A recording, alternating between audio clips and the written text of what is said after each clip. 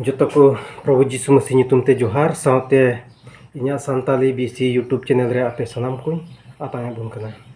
तो तिहिन दो विशेष दिन कना बड़ाई कना बोन अबुरन प्रभु जीसु मसीह अबु धरती रन मानवा को लगी सिरमा रे ठई तियारे सेनेन और ओना दिन गी तिहिन दो मानाव कना आदो दिला बोन बिन बिलम ते नोआ ईश्वरा भागी संबाद थोड़ा बोन आंजम लगी। तबे सनद बाइबल खनि पढ़ाव बोना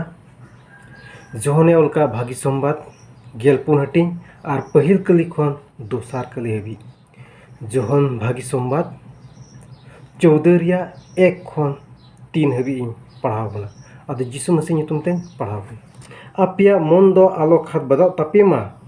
ईश्वर रे पतिय पे इन रे हो पतिय पे अपुन ओड़ा रे अडी उतर ताहेन ठई मिनाआ आलो ताहेन खान इन लई किपिया होना एंते ठई तियार पे लगित इन चला कना आर सेन कते आपे लगित ठई इन तियार लेखान इन रुवाड़ हिजुआ आर इन ठेन इन अतांग इदिपिया जीमन इन ओकारें ताहेना आपे हो ओंडे पे ताहेन आमेन। तबे नोंडे अडी मौज बुन अंजम किदा जे प्रभु जीसु मसीह दो अबुरेन बाबांचे प्रभु जीसु मसीह दो 2022 बछर लहारे नोआ धुड़ी धरती ते हेज लिना और ओने उनी प्रभु जीसु मसीह दो नोआ धुड़ी धरती ते हेज कते अडी उतर हाहाड़ा कोई कमी किदा बुन नेल लेखान धरती रे धरम सेते न्युरहु अकान को मानवा को राकाब को लगित और आत्मा सेनते न्यूत्रे मीना को से न्यूत्र को ताहेन कान आत्मा सेते न्यूत्रेन को मार्शल को लगित प्रभु जीसु मसीह नोआ धरती ते हेलना और साथे कई बुझा ते तेनकान सनाम मानवा को कई बुझा खन बांचा को लगिते प्रभु जीसु मसीह नोआ धरती ते हेलना और उन्हें उन्हें प्रभु जीसु मसीह नोआ धुड़ी धरती ते हेज कते अडी उतर हाहाड़ा को कमी किदा लेढ़ा को ठुंटे को काड़ा को बुगी के को और न्यूट्रेन हर को मार्शल एमा को ओना साथे अब सनाम को बांचा बन लगिते कई खन बांचा बन लगिते ओका दो नबी को होते ते सस्तर बाइबल रे ऑल ताहेकान जे प्रभु जीसु मसीह दो धरती रन मानवा को लगिते गोज इचुआ और ओना लेका ओना सस्तर रिया कथा पूरब लगिते प्रभु जीसु मसीह दो क्रूस काट रे गोज चुइना तोपा चुइना और तोपा खन हो पे दिन भितरी रे जीवेत ब्रिदना और 3 रे जीवेत ब्रिदना अडी उतर होड़ को ठने सदरना और उनी प्रभु जीसु मसीह दो धरती रे 4 दिन ताहे कते आर हो सिरमाते चलावना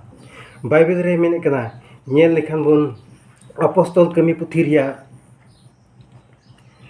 पहिल हटिंग और आरे कली रे बोन नेल लेखान प्रभु जीसु मसीह दो जैतून बुरु रे सेनना और ओंडे आयरन चिला को सिखौना एमा को तुलुई ईश्वरा भागी संबाद को एमा को तुलुई और आया बानार तीते भोर को तुलुई ओने उनी दो सिरमाते रकाब चुइना अदो दिलाबुन पढ़ाव लगी नोडे मिंदा उनको को नेनेल कान ताहे कान तुलुई गिए रकाब उचुइना और मिटेन रिमिल दो उनकुआ नजर खने अतांग दानांग किदिया तबे नोडे अडी मजबून आंजम केदा उनको को नेनेल कान ताहे कान रगी उनको सिखौना एमा को कान ताहे कान रगी और उनको को ये भोर को कान ताहे कान रगी उनी दो सिरमाते रकाब चुइना तबे प्रभु जीसु मसीह दो अबुल की मिटे अडी मारांग आस एम टोकना जे मेन कदा जे जोहन भागी संबाद रे गेलपुन हटिंग पहिल और दोसार कलिर बुन नेल किदा से तेसार कन बुन नेल किदा जे प्रभु जीसु मसीह दो अबु धरती रन मानवा को लगी नोआ धरती खन सिरमाते चलावना ठई तियार बुन लगी और 3 रे ठई तियार सुता ओने उनी दो आर होय हिजुआ और हेज कते अबु धरती रन सना मानवा को इदी बुना आया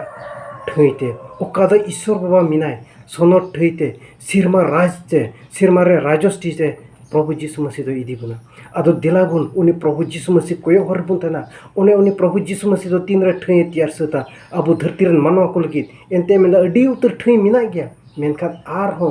उनी दो ठई तियार कना और ओना ठई तियार सुत लेखान उनी दो उजुत दूध को सावते सिरमा गुडित को सावते नोआ धरती ते आया ठनो कानते हिजुआ और अब सनाम को इदी बुना goj ko jiwet ko ente Bible re menet kana je topare ko gitij akan ko ko biridoa ar one unku ho Ishwar sido Ishwar thene idi ko ado onate tihing am ar ing dharti re minat lang regi alang koyo hor lang tana one ni Prabhu Jisu Masih saute sinok lagit koyo hor lang tana jimon uni Prabhu Jisu Masih saute sirma jion te sirma rajos titulang bolo daria ente Prabhu Jisu Masih abu sanam ko unu moj as em ko abuna je arhon hijua ar ape sanam kun idipia sirma rajos re okar do ining tahen okar do Prabhu Jisu Masih tahen ka onde idipuna ado onate dilabun abu sanam ko uni Prabhu Jisu Masih koyo haribun tana Prabhu Jisu Masih dosar hiju abu koyo haribun tana ar ona lagi abu bun sapraa jeon Prabhu Jisu Masih dosar hiju re abu bun uni saute sirma bun setero